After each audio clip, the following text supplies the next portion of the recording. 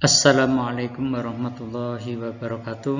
Putra-putriku yang Bapak banggakan, salam sehat, salam sejahtera, tetap semangat di dalam mengikuti tambahan pelajaran dalam rangka mempersiapkan diri kegiatan TKM atau tes kendali mutu yang akan segera dilaksanakan secara serentak pada bulan Desember yang akan datang. Langsung aja putra-putriku, pada kesempatan kali ini kita akan belajar bersama-sama tentang koordinat kartesius, yaitu pada bab yang kedua. Tentunya pada waktu yang lalu Bu Ceria sudah menyampaikan materi tentang koordinat kartesius ini.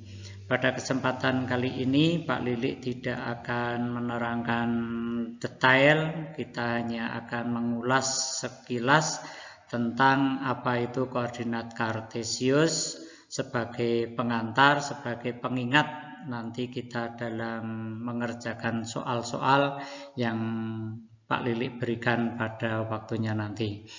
Putra-putriku yang Bapak banggakan, koordinat kartesius ini merupakan salah satu materi yang sudah kalian dapatkan waktu kalian di sekolah dasar dulu.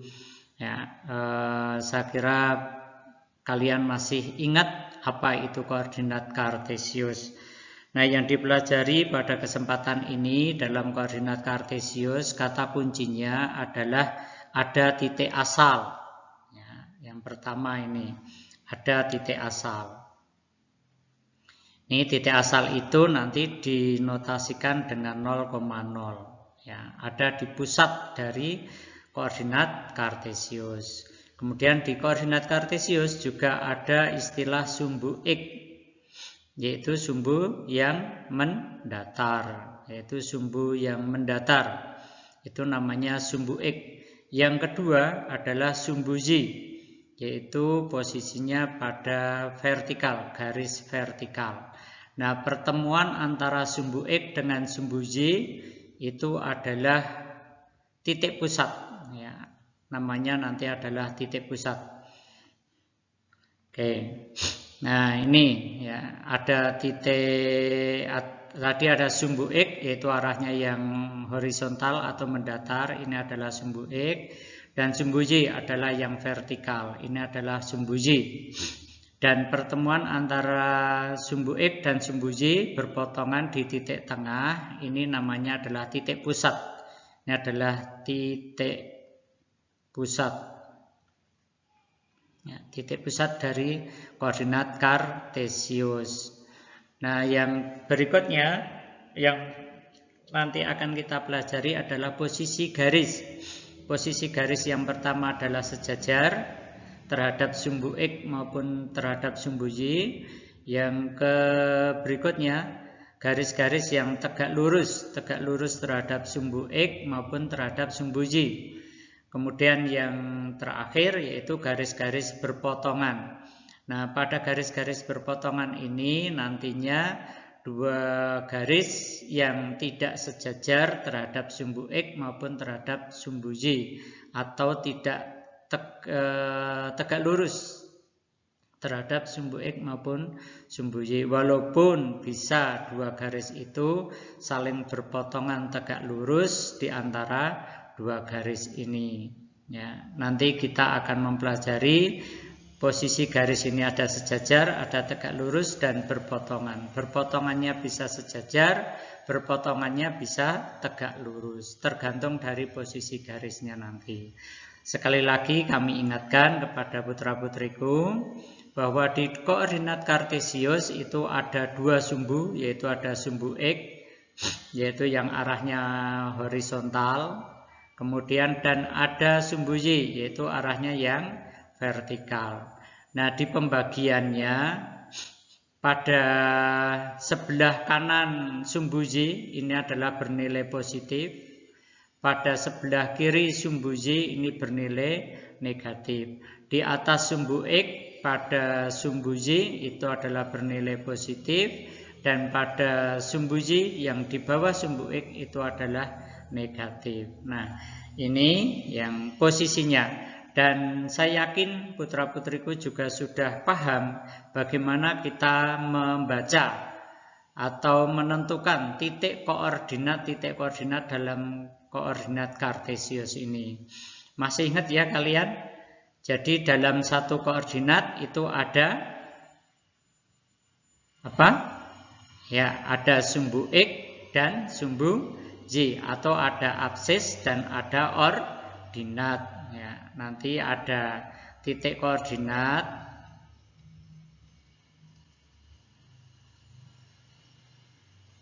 itu terdiri dari X dan Y. X ini adalah absis, Y ini adalah ordinat. Ya. Nah, bacanya dari mana? Bacanya dari absis dulu, baru kemudian ordinat. Nah, ini cara membaca dari koordinat kartesius. Sekali lagi, Pak Lili hanya mengingatkan apa yang sudah kalian dapatkan waktu di SD dulu. Baik, kita langsung ke materi berikutnya, yaitu posisi titik terhadap sumbu X dan sumbu Y.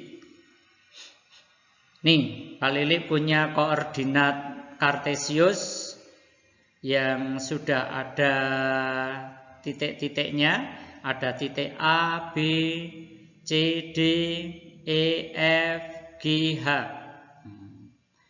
Nah, pada koordinat kartesius ini yang terpenting, yang amat sangat penting harus kalian ingat yang pertama, sekali lagi tadi Pak Lili sampaikan bahwa titik A itu adalah terdiri dari sumbu X dan sumbu Y.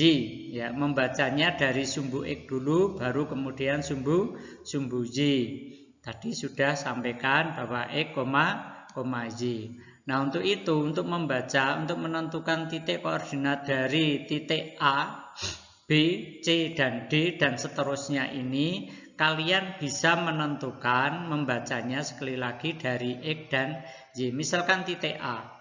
Titik A ini kalau kita lihat posisinya terhadap atau pada letak dari sumbu X-nya itu adalah pada angka 3. Maka kalau membacanya dari X dulu, maka A itu adalah 3, Y-nya berapa? Y-nya ke atas. Ya, ini kita buat garis bantu ke sana. Ya, ini turun. Ya. Nah, pada A ini terhadap sumbu Y itu ternyata pada posisi 6. Maka titik A itu adalah 3,6. Mudah ya anak-anak. Sekali lagi cara membacanya, ya, dari sumbu X dulu, baru kemudian sumbu Y. Kemudian B misalkan kita tarik ke bawah, seletak di mana B? B itu ternyata di angka 4 di sumbu X-nya. Di sumbu Y-nya ternyata adalah juga 4. Maka titik B itu pada koordinat 4,4. Dengan cara yang sama tentunya dengan mudah kalian akan menentukan letak-letak dari titik koordinat A, B, C, D sampai titik H ini. Kalian coba titik E. Berapa titiknya E? Pada sumbu X ada di negatif 5. Pada sumbu Y berada di negatif 5. Oke. Sekarang titik G. Misalkan titik G, X-nya berapa? X-nya adalah 2. Y-nya adalah min 6. Nah, begitulah cara kita menentukan dari titik-titik koordinat tersebut. Untuk yang lainnya silahkan nanti anak-anak ini digambar lagi, kemudian digambar di kertas berpeta. Untuk yang lainnya, untuk titik C, D, F, H, kalian tentukan sendiri. Dan pada waktunya nanti, sekali lagi, pada waktunya nanti, soal-soal atau materi-materi yang Pak Lili berikan ini nanti dikumpulkan ke sekolahan sebagai bukti kegiatan PJJ kita. Oke, putra-putriku yang Bapak banggakan, selain kalian memahami letak dari posisi titik ini ya, ini posisi titik terhadap titik pusat ya. Titik pusatnya adalah ini 0,0 ini. Ya, titik pusat terhadap melihat titik A, B, C, D sampai H ini melalui atau dengan titik acuannya adalah titik pusatnya. Nah, untuk menentukan ya dalam koordinat kartesius ini, kalau kita lihat sumbu X dan sumbu Y ini ya berpotongan pada satu titik, maka membentuk ada berapa daerah? Ada 4 daerah, yaitu daerah 1, daerah 2, daerah 3, daerah 4. Nah, daerah-daerah 1, 2, 3, 4 ini selanjutnya adalah disebut dengan kuadran. Ya. Sekali lagi, sumbu X dan sumbu Y berpotongan di satu titik. Ya. Dengan demikian akan membagi daerah itu menjadi 4 bagian. 4 bagian itu di dalam koordinat kartesius dinamakan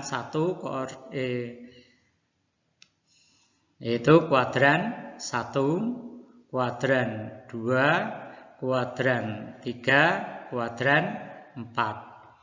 Oke, ada 4 kuadran. Sekali lagi, ada 4 kuadran. Nah, arahnya adalah berlawanan dengan arah jarum jam. Kuadran 1, nih, kuadran 2, kuadran 3, dan kuadran 4. Kalau kita lihat titiknya, ya, kalau kalian cermati sekarang titik-titiknya, pada kuadran 1, ya, contohnya titik A tadi adalah 3,6, titik B 4,4.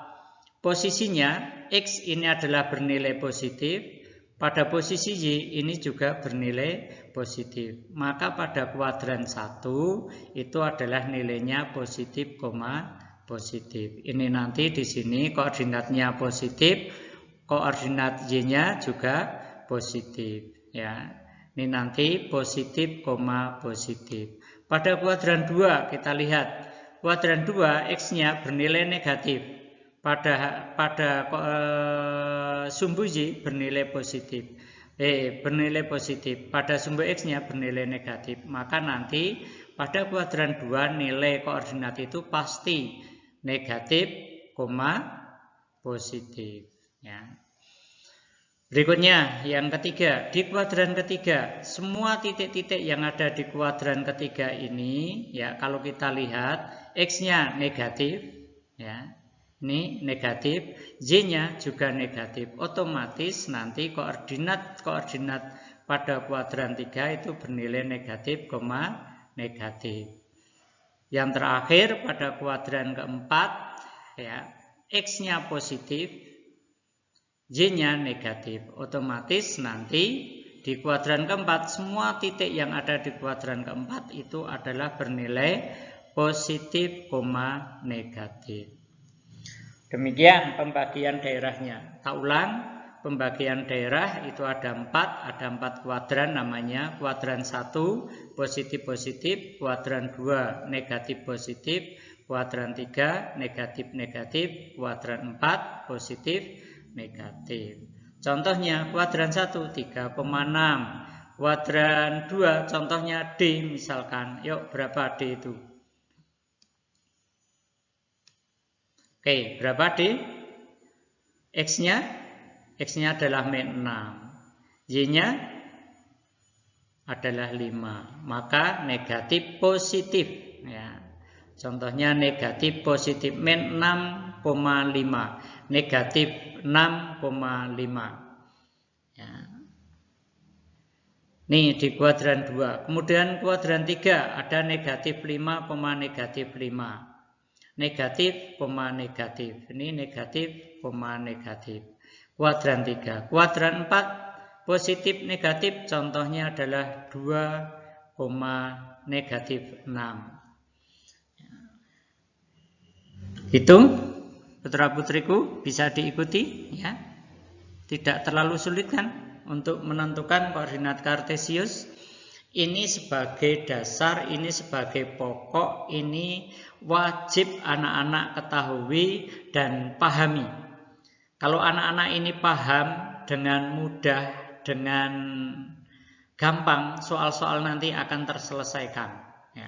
Tapi kalau menentukan koordinat ini putra-putriku masih mengalami kesulitan atau ketidakpahaman, maka nanti dalam mengerjakan soal kalian akan menemukan beberapa kesulitan di dalam mengerjakannya. Maka sekali lagi ini dasar, mohon untuk dicermati dengan sebaik mungkin. Oke, Pak Lilik lanjut.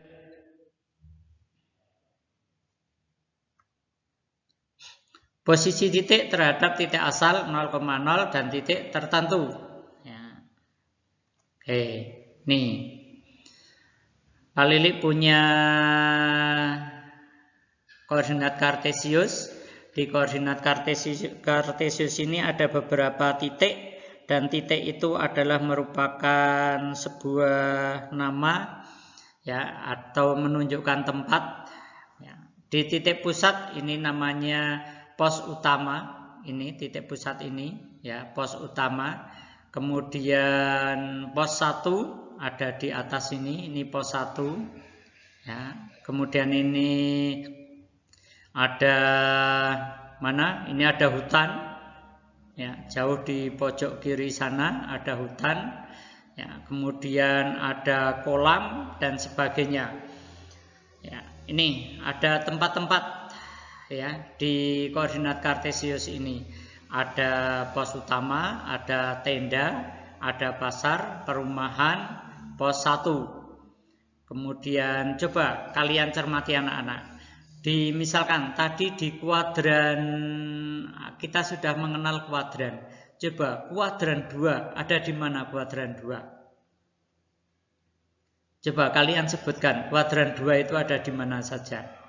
Ada di mana kuadran 2? Oke, kuadran 2 ada di sebelah atas sumbu X negatif, sebelah kiri sumbu Y.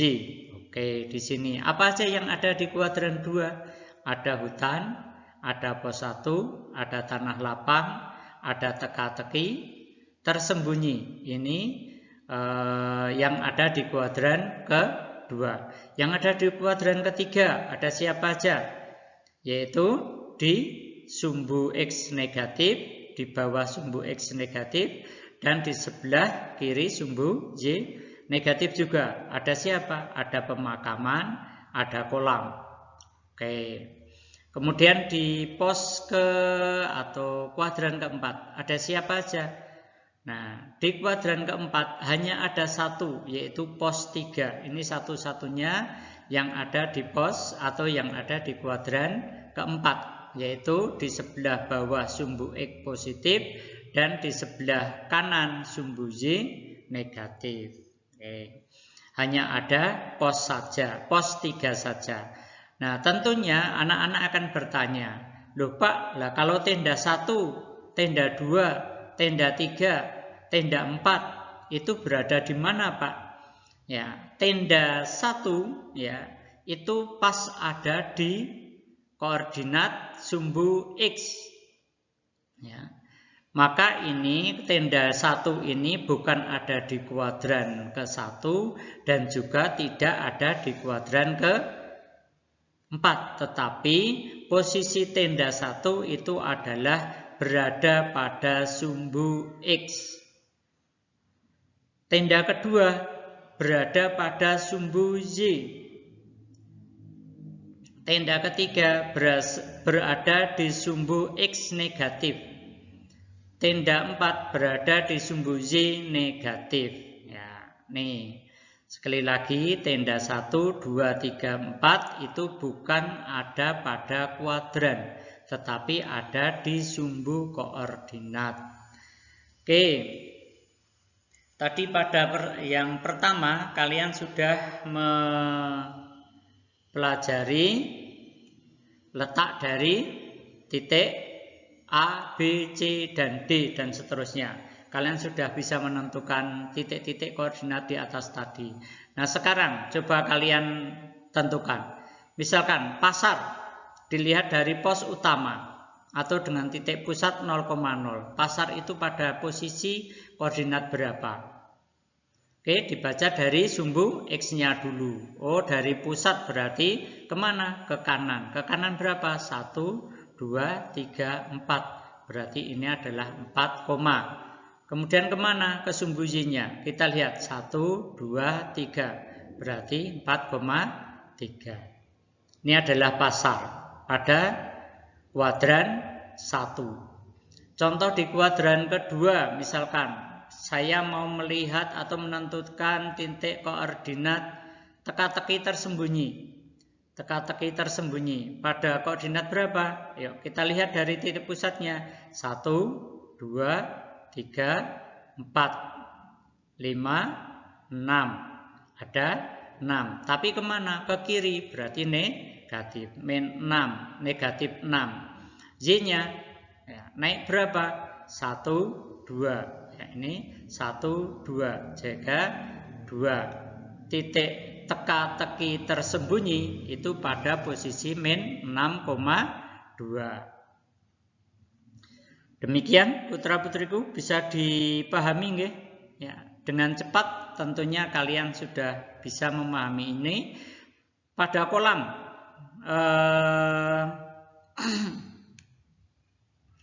nek kolam, berapa titik koordinatnya kolam? Yuk, berapa? Ada di berapa? Di kuadran berapa? Ada di kuadran ketiga. Maka titiknya min 3, min 3. Oke. Pada kuadran keempat, siapa? Pos 3. Berapa? Yaitu 3, min 3. Positif, negatif. Oke. Misalkan sekarang ditanyakan pada tenda keempat. Tenda keempatnya berapa? Titik koordinatnya. Yuk, berapa ini? X-nya? Oh, X-nya 0. Ya, 0. Terus sumbu Y-nya? Oh, min 2. Oh, berarti tenda keempat itu pada posisinya 0, min 2. Oke. Begitu putra-putriku. Oke ya, lanjut ya. Dah, yang lainnya nanti kalian tentukan semuanya, digambar ulang, kemudian kalian kerjakan. Itu ada pada halaman 53 kalau nggak salah. Di buku paket kalian halaman 53. Oke, lanjut. Contoh soalnya nih, contoh soal itu ada di halaman 50 ya, ada di halaman 50. Ini ada sebuah sungai. Nah, sungai ini dilalui oleh sungai itu melalui beberapa titik, dari titik A sampai titik M ya. Tuh, gambar di samping menunjukkan aliran sungai yang melewati beberapa titik dalam bidang koordinat. Coba sebutkan 5 koordinat titik-titik yang dilalui oleh aliran sungai itu. Banyak sekali, yaitu dari A sampai M. Kalian boleh menentukan sembarang. 5 itu bebas, mau di mana saja boleh. Yang pasti antara A sampai M. Dah, ini saya kira nggak masalah untuk yang A. Itu ya, misalkan A, D, H, J, L. Nah, itu sudah 5. Misalkan sekarang yang ke B, sebutkan titik-titik yang dilewati aliran sungai yang berada pada kuadran 1, kuadran 2, kuadran 3, kuadran 4. Oke. Coba di kuadran 1, mana kuadran 1 siapa aja? Halo, kuadran 1? Kuadran ke-1. Oke, titiknya apa aja? Nah, ini E, F, G. Ada E, F, dan G. Itu ada di kuadran 1. Loh Pak, yang D sama H gimana? Nah, sekali lagi, D dan H itu tidak ada di kuadran 1 dan juga tidak ada di kuadran 2, tetapi dia ada di sumbu koordinat positif Y atau Y positif ya. Maka yang di kuadran 1 ya cuma E, F, dan G saja. Untuk yang kuadran 2, kuadran 3, kuadran 4 silahkan kalian coba sendiri. Ya. Dah paham ya?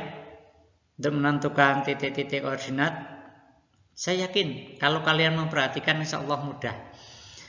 Yang C, sebutkan koordinat titik A, B, C, dan D terhadap titik G.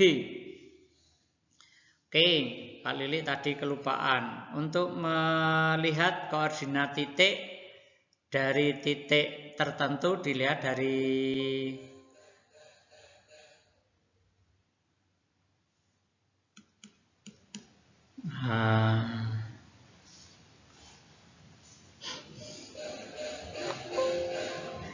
Oke. Nah, untuk melihat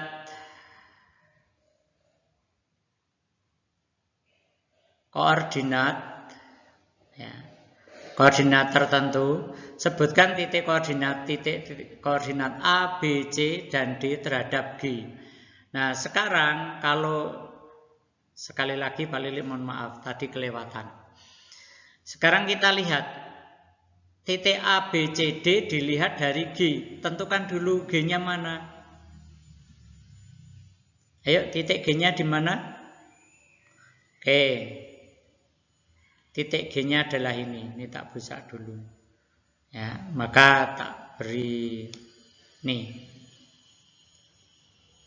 Ini adalah titik G. Ini adalah titik G-nya. Nah, kalau titik G itu sebagai sumbunya, ya, tak ulang. Kalau titik G itu adalah sebagai titik acuan untuk melihat titik yang lainnya, maka titik G ini posisinya ada pada koordinat 0,0. Ya, ini menjadi pusatnya. Pusat koordinatnya itu ada di sini. Maka ini ada garis. Ya, kalian buat garis. Ini garis sumbunya. Ini juga buat garis sumbunya. Ini sumbu Y, ini sumbu X baru. Ya, yang hitam ini adalah garis sumbu-sumbu koordinat yang baru, di mana titik koordinatnya tadi adalah sebagai acuannya adalah titik G. Ya, nah sekarang kita melihat titik A. Titik A ada di mana? Oh, titik A itu, nah ini saya perpanjang dulu. Ya. Oke, titik A itu kalau begitu terhadap titik G itu berada di kuadran kedua. Ini adalah kuadran kedua. Maka posisinya apa? Pasti nanti nilainya negatif, positif. Nah, dilihat sekarang titik A yang ada di sebelah kiri G, sebelah atas G.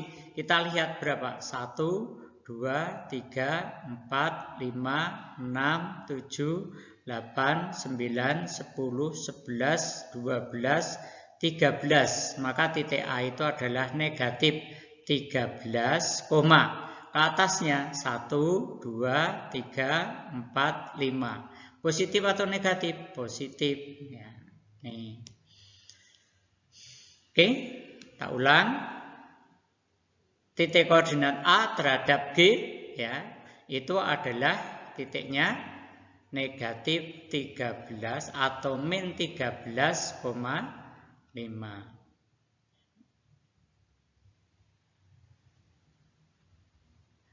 Ya, negatif 13,5. Ini titik dari A. Dilihat dari titik G terhadap titik G.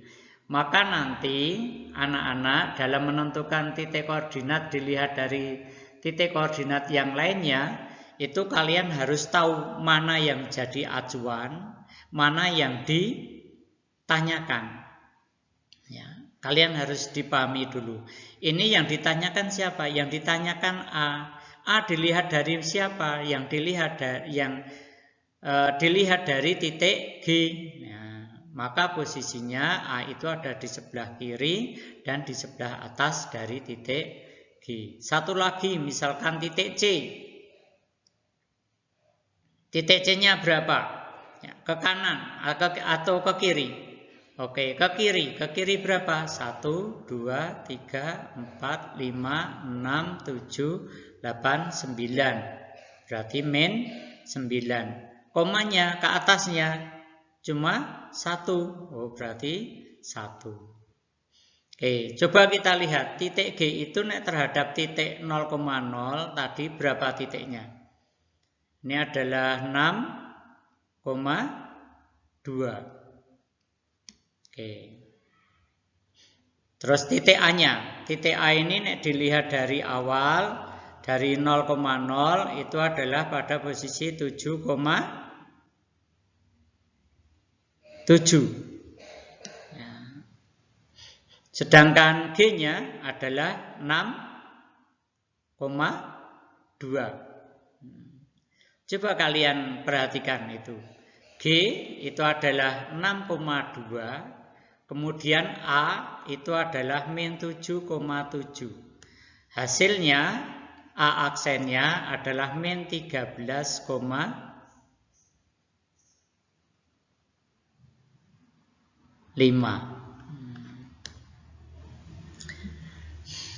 Oke, bisa kalian lihat ini hubungan antara G-nya 6,2, A-nya min 7,7. Ternyata 13 itu, ya, min 13 itu dihubungkan dengan 6 dan min 7. Ayo, kira-kira apa?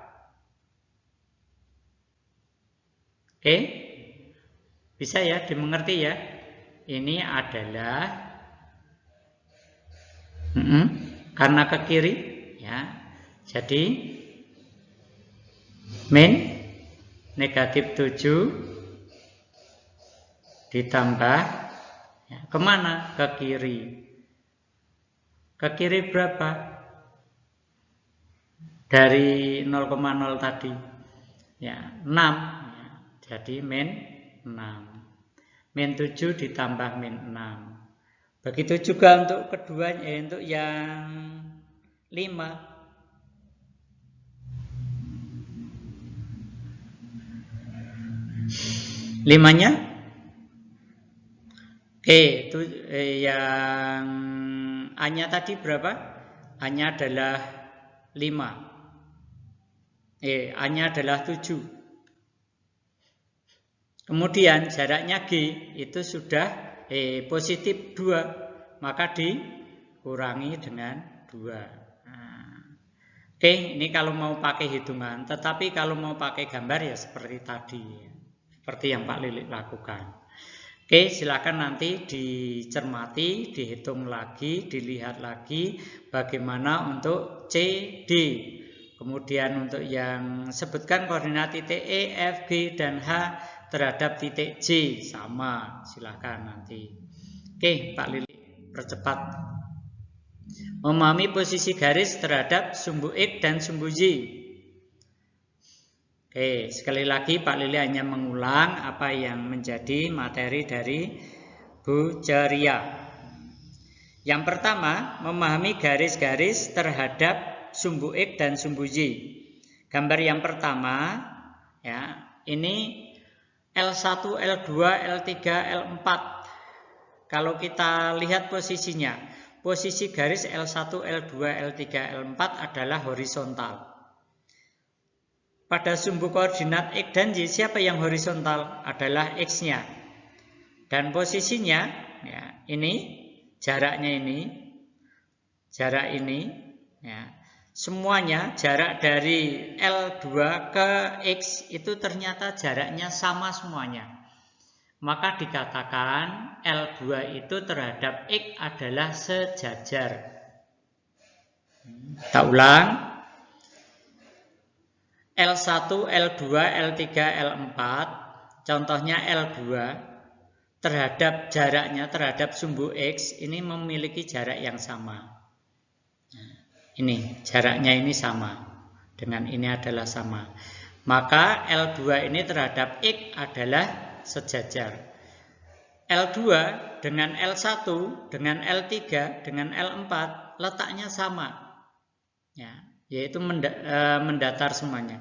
Dan kalau kalian hitung jaraknya juga sama. X ke L3 jaraknya sama, semuanya sama. L1 ke X memiliki jarak yang sama semuanya. L4 memiliki jarak yang sama semuanya. Ya, maka kalau gitu, kalau dituliskan L1 itu sejajar dengan X, sumbu X, L2 sejajar dengan sumbu X, L3 sejajar sumbu X, dan L4 juga sama. L4 ini juga sejajar dengan X, ini X. Maka kalau gitu L1 sejajar, L2 sejajar, L3 sejajar, L4 sejajar dengan X. Nih posisinya, ya. Posisi dari gambar ke-1. Gambar yang kedua adalah warnanya hijau. Letaknya M1, M2, M3, M4 adalah vertikal. Nah, siapa yang vertikal tadi? Yang vertikal tadi adalah sumbu Y.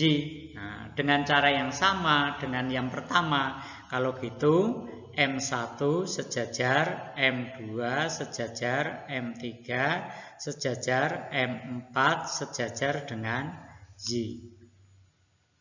Ya. Oke, ini yang pertama. Kembali ke gambar yang ke A. L1, L2, L3, L4 semuanya sejajar dengan X. Ya. Nah, sekarang L1, L2, L3, L4 terhadap sumbu Y. Bagaimana? Oh, dia memotong. Nih, memotong di sini. Ini juga memotong. Ini L3 juga memotong Y.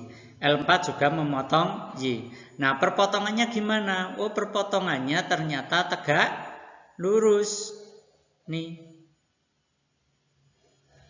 Ya, perpotongannya ternyata membentuk tegak lurus. Ya.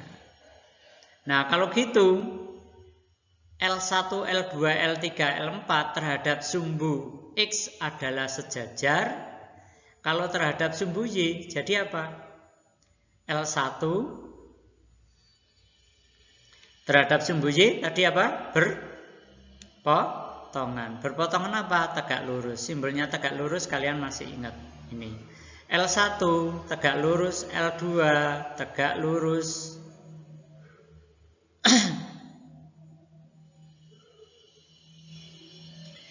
Sorry.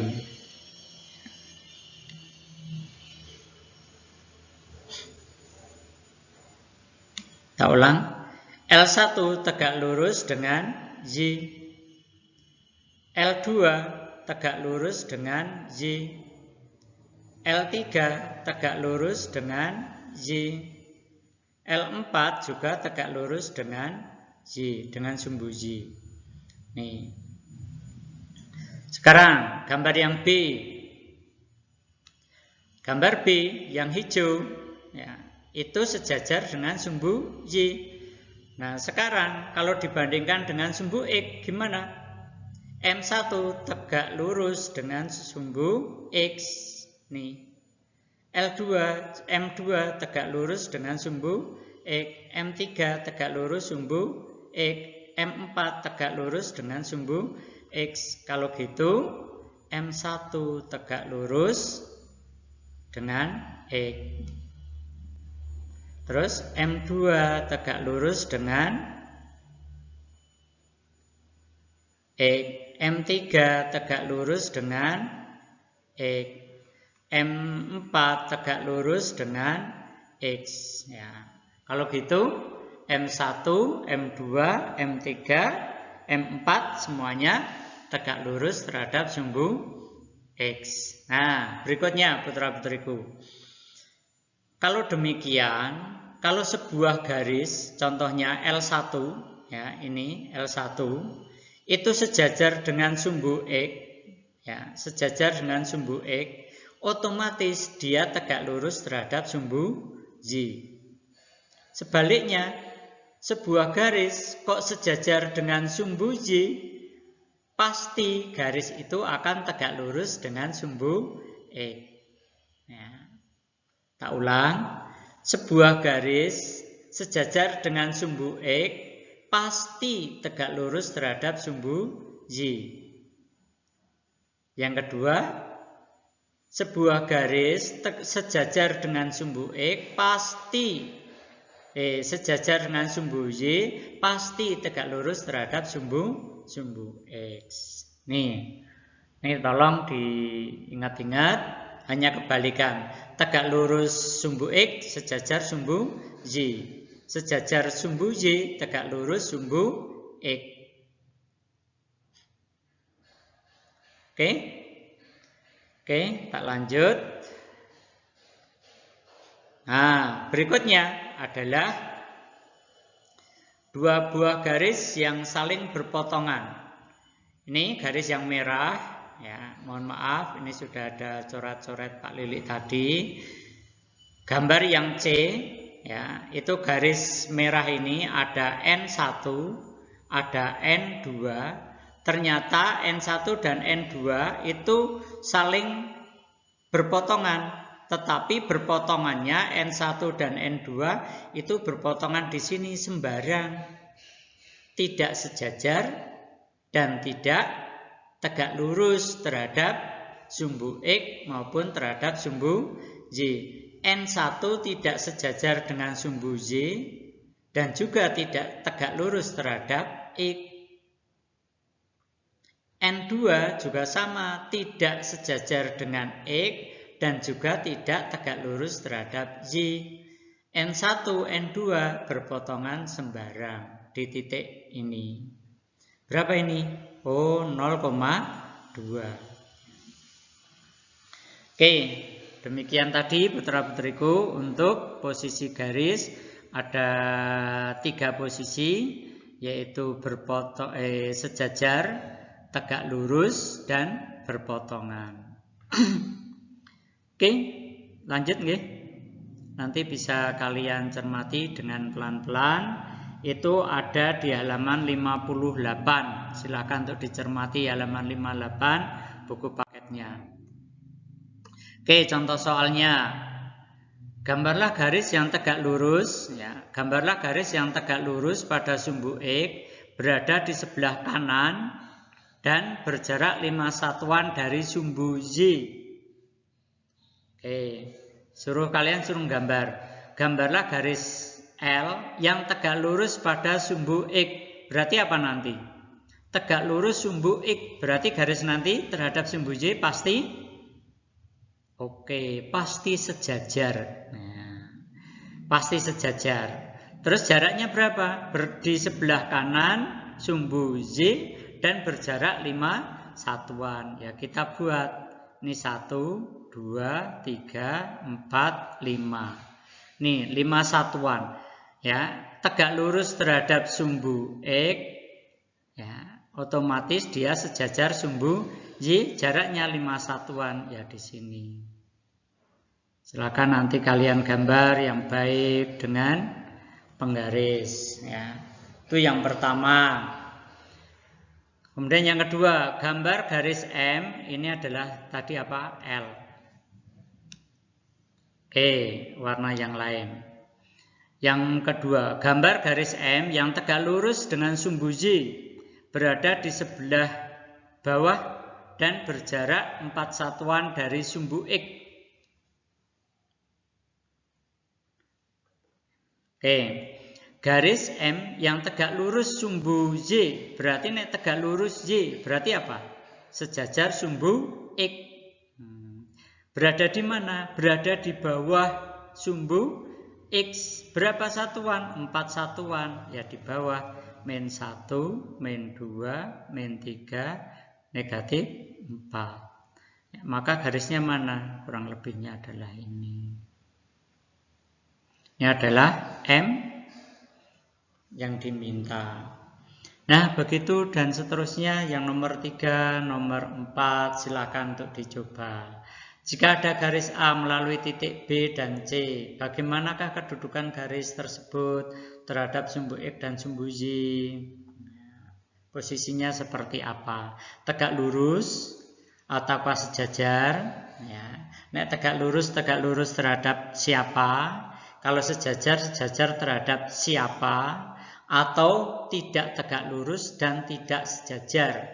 Artinya garis itu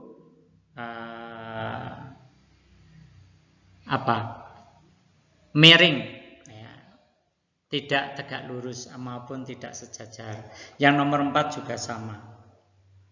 Oke, lanjut. Oke, ini diketahui titik A, B, dan C. Jika ketiga titik tersebut dihubungkan akan membentuk. Oke, yuk kita lihat 3,1, 3 ke kanan, 1, 2, 3. Kemudian 1 ke atas. Ini adalah titik A.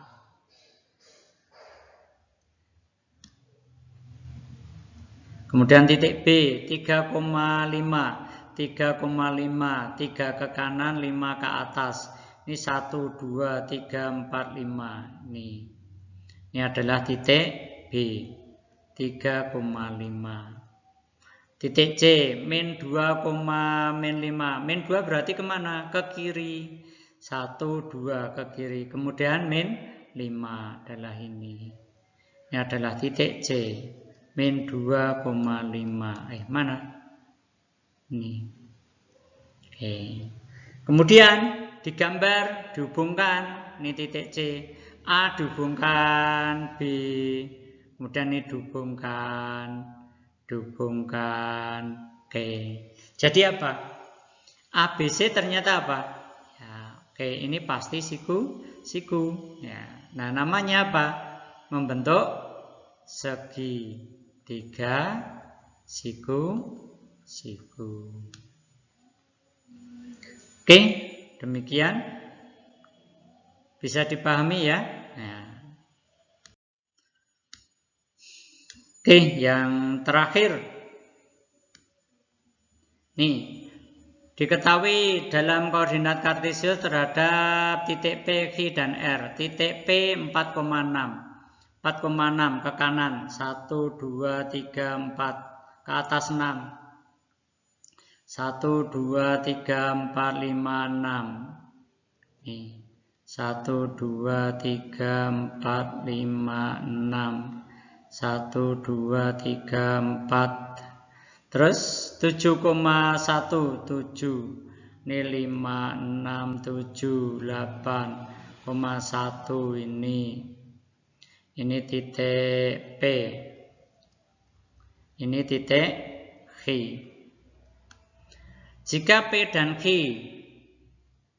Jika P, Q, dan R dihubungkan akan membentuk segitiga siku-siku. Maka koordinat titik R adalah titik-titik. Nah, kalian disuruh untuk membuat segitiga PQR. Dan segitiga PQR itu adalah segitiga yang siku-siku. Nah, kira-kira di mana? Supaya menjadi siku-siku PQR. Nah, urutannya PQ. Ya, setelah Q adalah R, kemana? Ya, ini bisa. Nih. Ya. Ini adalah R-nya. Berapa titik R? 7,6. Ini tadi 4,6. Itu 1. Tapi juga bisa R-nya itu PQR. Yang merah ini juga boleh. Ini R. PQR. Nah, ini juga siku-siku. Kalau di sini berapa titiknya R ini? Kalau R yang ini adalah 4,1. Oke. Berarti ada dua kemungkinan. R-nya itu bisa 7,6, juga bisa 4,1. Sama-sama membentuk segitiga siku-siku. Demikian putra-putriku untuk materi ringkas ya. Satu bab Pak Lilik terangkan dalam waktu kurang lebih 50 menit. Sekali lagi tolong diikuti dengan baik soal-soal yang ada di buku, kalian coba, kalian pelajari lagi, kalian lihat dengan seksama, kemudian dicoba. Insya Allah mudah, insya Allah bisa. Yang penting kalian belajar cerdas, belajar ikhlas, dan insya Allah sukses untuk kalian semuanya. Demikian, sekali lagi ini nanti dilengkapi, kalian tulis lagi, kalian buat ringkasannya, kemudian dikumpulkan besok pada waktunya. Ya, pada waktunya nanti dikumpulkan buku kegiatan tambahan pelajaran ini. Terima kasih, kurang lebihnya mohon maaf. Saya akhiri. Wassalamualaikum warahmatullahi wabarakatuh.